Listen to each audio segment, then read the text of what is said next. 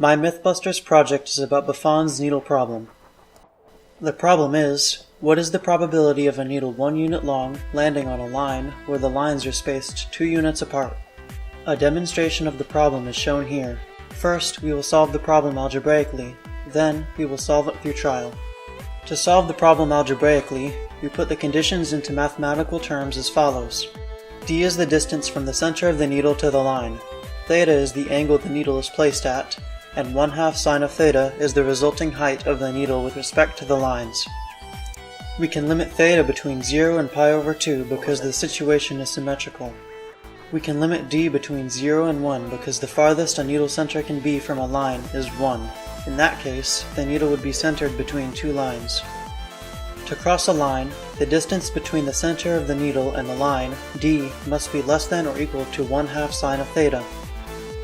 Since d equaling 1/2 sine of theta happens with measure 0, we can ignore this case when calculating probability.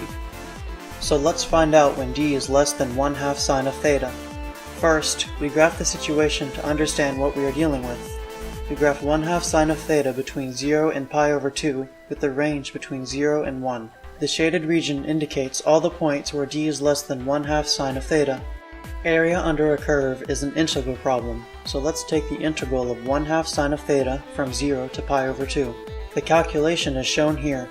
So, the area under the shaded region is equal to 1/2. Now let's divide that by the area of the whole graph to get a proportion. 1/2 divided by pi over 2 equals 1 divided by pi. If there is a 1 in pi chance that a needle will cross a line, that means that if you divide the total number of throws by the number of hits, you should get pi.